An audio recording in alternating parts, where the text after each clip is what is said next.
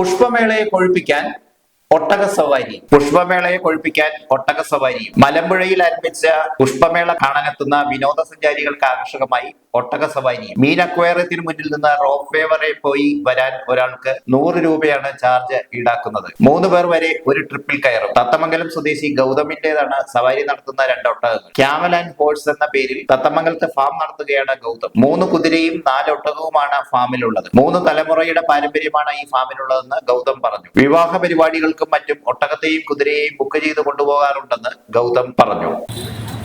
എവിടെയാണ് ഫാം ഉള്ളത്? നമുക്ക് തത്തമംഗലത്ത് ക്യാമൽ ആൻഡ് ഹോഴ്സിന്റെ ഫാം.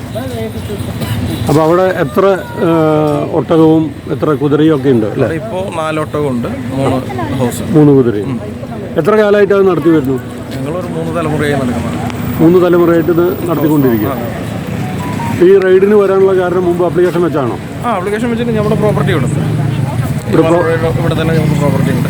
അപ്പോൾ അവിടെ തന്നെയാണ് കിട്ടുന്നത്. ഇവിടെയും ഫാം സെറ്റ് ചെയ്ത് അപ്പോൾ അതിൻ്റെ ഭാഗമായിട്ട് റൈഡ് ഇവിടെ ചെയ്യും.